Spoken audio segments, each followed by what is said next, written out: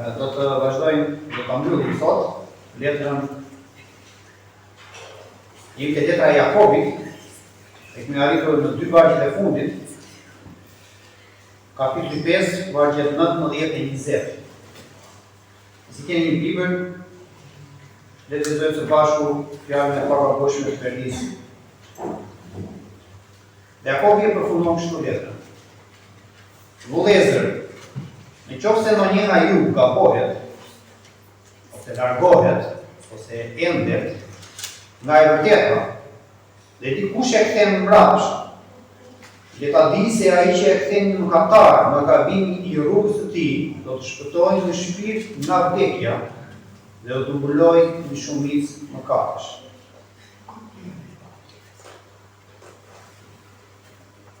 Ishte viti 2002, Korrik, 9 minatorë mbetën të bllokuar 240 metra në thellësinë të tokës për 3 ditë, në një minierë që ishte përmbytur nga uji. Ishin pa ushqim, pa drita dhe pa ujë të pishëm, por ishin të nëntë së bashku dhe vendosën që në fillim se do të qëndrojnë së bashku, qoftë gjallë, qoftë do të vdisin si grup. Uji ishte i ftohtë dhe rrezikonte që ata të vuanin dhe të rriteshin nga hipotermia. Dhe sa herë që njëri ftohesh, të tjerë telefonin për ta ngrohur, mblidheshin rreth tij. Dhe sa herë që dikush binte emocionalisht, të tjerë e ngrinin, që ai mos të dobësoj. Dhe kështu ata dolën që të nëntë gjallë. Pal bashkëpunimi dhe mbështjetjes së ndërsjellës, të nëntë minatorët arritën të mjetonin dhe u shpëtuan të gjithë gjallë. Le të kujtojmë që Jakobi u shkruan besimtarëve të shpërndarë, të cilët ishin të ekspozuar ndaj largimit nga e vërteta, në mes sprovave dhe trustive të jetës, mes besimit edhe botës. Ne kemi në kish një këngë që titullohet O burim e kimbiera. Edhe aty ka vargje të fuqishme, aty zbulohet diçka e vërtet rreth ndeshjen, fakti nuk na intereson që ta pranojmë. Në vargje thuhet u prirem për tu endur, prirem që të lë o Zot. Ne kemi zemra të endura që largohen. E kur endemi, rrjedha natyrale, normale, është larg nga shoqëria e Zotit. Kur e bëjmë këtë, e gjejmë veten në një harmoni shpirtërore dhe ndoshta më shumë se kaq. Ndoshta nuk e kemi kaluar në mendje më njëherë, por e vërteta është se endja larg Zotit është rruga drejt mëkatit. Dhe mëkati si kryhet, ngjis vdekjen, thot Jakobi në kapitullin 1. Sa duket Jakobi ishte qendër shkrimtari kësaj lloji situate dhe delikate në fakt, i qenë se që nga furnizuar nga Perëndia për të shkruar këtë që ne sapo lexuam. Sepse ai përfundon pikërisht këtë letër me udhëzime se si duhet të ndihmojmë njëri tjetrin në një rrezik që është kaq real për besimtarët të kishëm. Le të shkojmë vargu 19. Pjesën e parë, e cila na bën të njohur me një realitet. Kush endet apo del apo largohet nga e vërteta, nëse ndonjëri prej jush. E vërteta është fjala e Perëndisë. Ekziston një realitet me të cilin duhet të përballemi. Të krishterët ndonjëherë largohen nga e vërteta. Kjo e vërtetë është fjala e Perëndisë. Fjala e Perëndisë është e vërteta. Është kjo e vërtetë që na bashkon të gjithë së bashku. Meqense fjala e Perëndisë është e vërteta, duhet jemi të kujdesshëm se si e trajtojmë këtë të vërtetë. Se si ne e trajtojmë fjalën e Zotit. Fjala e Perëndisë është ajo që na çliron. Është kjo e vërtetë që ne na çliron dhe na shpëton. Gjoni në kapitullin 8, vargu 32. Do ta njihni të vërtetën dhe e vërteta do të bëjë të lirë. Nuk kemi pse ta kalojmë jetën duke menduar se çfarë është e vërteta dhe çfarë nuk është. Fjala e Perëndisë na çliron kur ajo bëhet themeli i jetës tonë. Njeriu I mençur e ndërton jetën e tij mbi të vërtetën e fjalës së Perëndisë dhe në bindjen e saj. Në Mateun 7, vargu 24 deri 27, Jezusi thotë: "Prandaj ai që dëgjon këtë fjalë, këto fjalë të mia, dhe I vën në praktikë, mund të krahasohet prej meje me një njeri të zgjuar që ka ndërtuar shtëpinë e tij në shkëmbë. Ra shiu, erdhi përmbytja, fryn erëra, dhe për e përplasën mbi atë shtëpi, por ajo u shëm, sepse ishte themeluar në shkëmbë. E kundërta, ai që dëgjon këto fjalë dhe nuk I vën në praktikë, do të krahasohet me një njeri budallak që ka ndërtuar shtëpinë e tij në rrë. Erdhi shiu, pra përmbytja, fryn erëra, dhe përplasën mbi atë shtëpi. Ajo shëm dhe rënimi I saj që I madh. Fjala e Perëndisë është e vërtetë. Po për fat të keq, besimtarët ndonjëherë largohen prej saj. Sepse fjala këtu, ende, ose dalin nga kjo e vërtetë, vjen nga fjala greke që ne përthejmë si planetet. E planetet që është kthye embacake, që endeshin, sepse ndryshonin vazhdimisht pozicionin e tyre në qiell. Realiteti I mëshëm është se shumë besimtarë ndonjëherë largohen nga themeli I fortë të së vërtetës së Perëndisë. Autori I Hebrejve në kapitullin 3 shkruan: "Keni kujdes, vëllezër, se mos në një nga ju ka zemër të ligë, mos besimi, që të largohet nga Perëndia I gjallë. Por nxitni njëri tjetrin çdo ditë, derisa thuhet sot, që të mos ngurcohet ndonjë nga ju prej mashtrimit të mëkatit." Po pse të krishterët ndonjëherë largohen nga vërteta? O zgjidhni shoqërinë e gabuar. Mos u mashtroni shoqëritë e keqe që prishin zakonet të mira, shkruan Pauli te Nikolinës. Pse të krishterët ndonjëherë largohen nga vërteta? Po sepse marsin mendime të gabuara për një kohë të gjatë. Kur një mendim I gabuar qëndron në zemrën tonë për një kohë të gjatë, ai mund të shojë mëkat. Nëse nuk ndalet, mëkati përfundimisht si e pasojë të rënda. Dhe ne lexuam që Jakobi thotë që kur e kishim varse të pjell mëkatin, dhe mëkati kur kryen, si o vdekje. Po shtrëndrimi I fjalës për të qetësuar ndërgjegjen tonë mëkatare që na shtyhet tjetër. Disa njerëz ndryshojnë ose shtrëmbrojnë të vërtetën e Biblës për të justifikuar veprimet e tyre dhe për të qetësuar ndërgjegjen e tyre fajtore. 1 Timoteo 4, vargu 1 dhe 2. Dhe fryma e thot shkoqur se në kohët e fundit disa do të mohojnë besimin, duke vënë veshin frymrave gënjeshtare dhe doktrinave të demonëve që flasin mbi njerëztra me hipokrizi, do ta mposin në ndërgjegjen e tyre.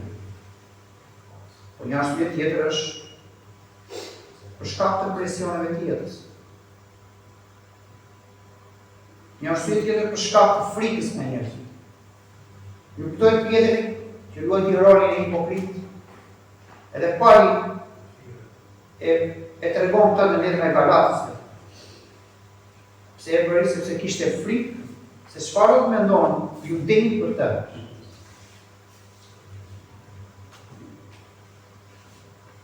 Se largohen të krishterët nga vërteta, për shkak të mëkatit. Anania dhe Safira kishin lakmi dhe krenari në zemrat e tyre. Se largohen të krishterët dhe besimtarët nga vërteta, për shkak të mëkateve të tjerëve. Kur shihni dështimet e besimtarëve të tjerë, edhe ndjejnë atë lloj besimtarë, ky ishte I vllaja të motra në Krisht, që hedh palmin të vërtetën e Perëndisë. E bën atë të bjerë dhe të largohet nga vërteta. Tani pyetja ime është, a jeni të munduar në mënyrë të limit të vërtetën për diçka tjetër? E nëse po, çfarë arsye? Në poshtë në vargjet, në pjesën e 2 të vargut 19, edhe në vargun 20, Jakobi na tregon që duhet jemi përgjegjës për njëri tjetrin. Ti je përgjegjës për vllahën dhe për motrën. Mos jam urojtari I vllajt tim, thotë ka një Zotit, në fakt po, është përgjegjës. Ti je urojtar, ne jemi urojtar të njëri tjetrit, se jemi vëllezër dhe motra. Ose nëse pretendojmë se jeni kujdestar e motrave. Dhe kjo është një përgjegjësi që do të duhet. Meqense të krishterët ndonjëherë largohen nga e vërteta, dhe ky është fakt. Na është dhënë kjo përgjegjësi dhe një kjo detyrë për të kërkuar shpëtimin e atyre që largohen. Zoti nuk na urdhëron të shpëtojmë këta njerëz, por ai pret që ne ta bëjmë. Ai nuk thotë mendoni për këta njerëz, njëni keqardhje për ta, ose flisni për ta, mbajini në gojë. Jo. Ai thotë veproni për shpëtimin e tyre. Dhe ne duhet të përpiqemi të kthejmë ata prapa. Është një përgjegjësi dhe një detyrë. Nga të gjitha gjërat që ne si besimtarë duhet të bëjmë, kthimi mëkatarit nga rruga e gabuar, duhet të jetë në krye të listës. Ku shkoj ky koncept? E kemi menduar ne seriozisht. Ja ka shqetësuar ndonjëherë seriozisht kjo gjë. Dhe nëse po, çfarë hapash konkret e marrë? Çfarë jetë duke bërë? Nëse jo, ndoshta po i uron atij asaj motrë një vllai, rrugë të mbarë në mëkatin tënd, dhe po kërkon duar, ndoshta si asnjë rregull, që nuk do të shqetëson gjë.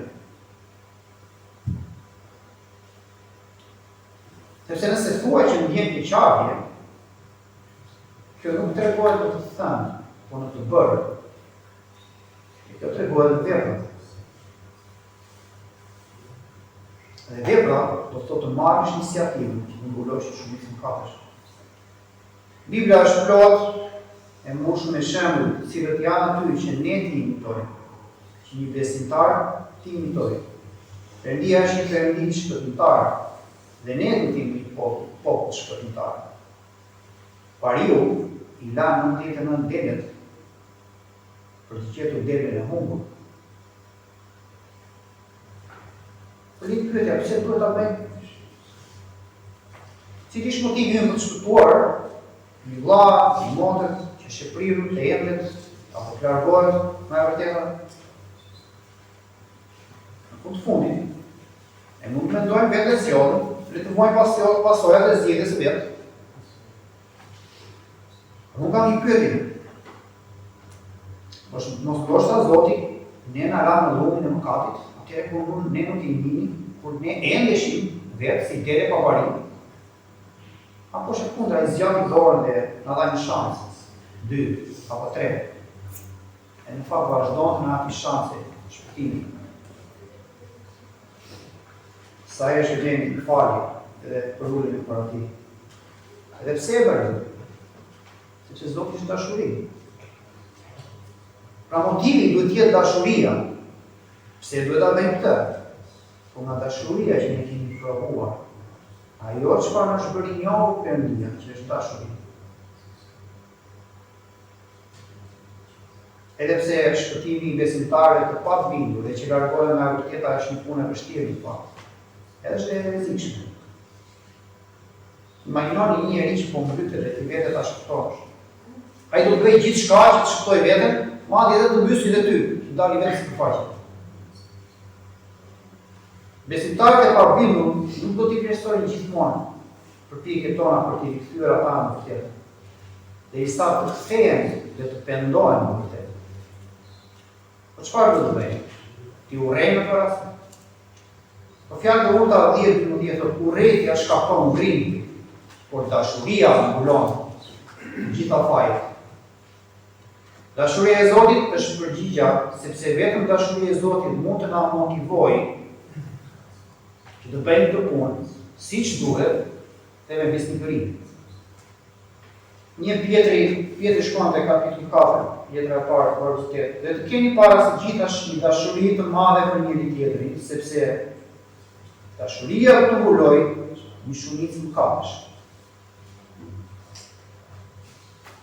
Kush është mënyra? Nëse duam që të shpëtojmë ata që largohen nga vërteta dhe që erdhen larg së vërtetës, cila është qasja jonë në këto raste, situatë?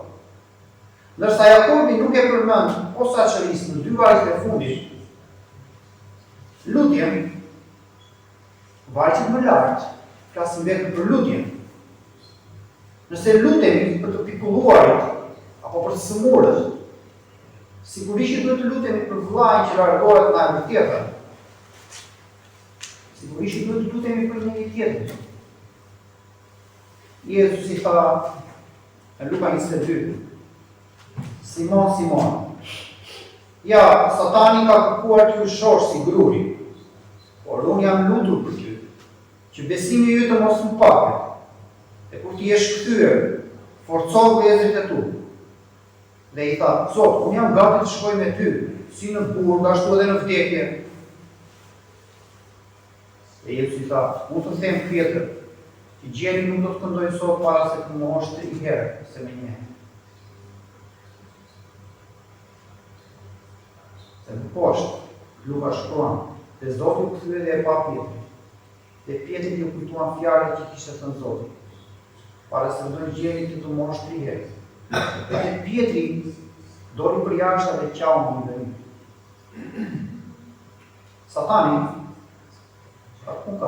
do kërkoj që t'i largoj njerëzit, a e vërteta e shëmës, besimtarët në mos. Por Jezus unë jam lutur për ty. Satani nuk kërkon dhe vetë Pjetri, sepse këtu është në shumës. Por Jezus të gjithë besimtarët janë të Pjetri. Por Jezus do lutem për ty. Çfarë? Që besimi i yt mos të shohet, që kapja jote pas të vërtetës,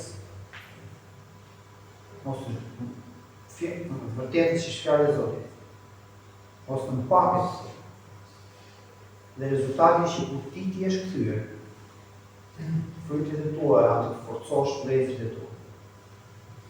Dhe ne dim nga veprat e apostujve në ditën e Rëshajt, por nuk vonë Pjetri u konvertua dhe qau sepse kuptoi atë çfarë kishte bërë. Pjetri predikoi në ditën e Rëshajt dhe 3.000 njerëz u shpëtuan në ditë. Kush është mënyra? Po të kemi dëmshuri. Nëse s'ke dashuri dhe dëmshuri për atë vëlla apo motër, ti e shikon që po ende larg të vërtetës. Dhe ti e di që rezultati është vdekja shpirtërore. Atëherë si mund të mbulosh këto mëkate? Në fakt ti mund të jesh një vegël ku Perëndia të përdor për të mbuluar një shumicë mëkatesh.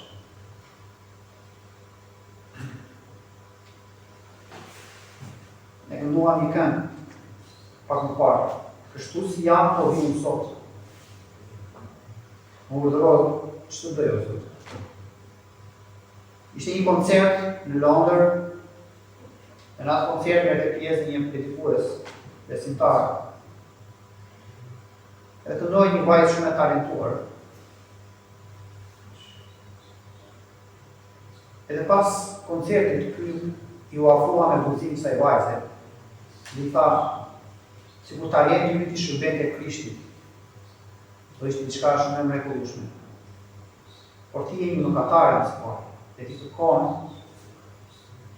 që të pastrohesh nga mëkati edhe në gjakun e Jezus Krishtit të pastron. Edhe ajo e umërzit.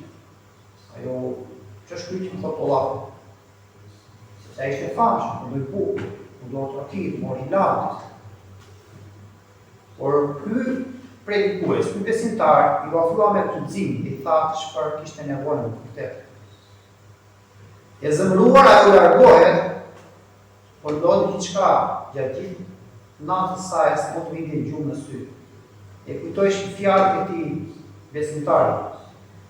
Dhe u ngrit natën, në mes të natës. E preku thellë dhe shkroi, kështu si jam, po vi unë sot, më urdhëroi të bëj o Zot. Ajo ishte Charlotte Elliot, ose se themi këtë fjalë, Charlotte Elliot. Po është një histori e vërtetë.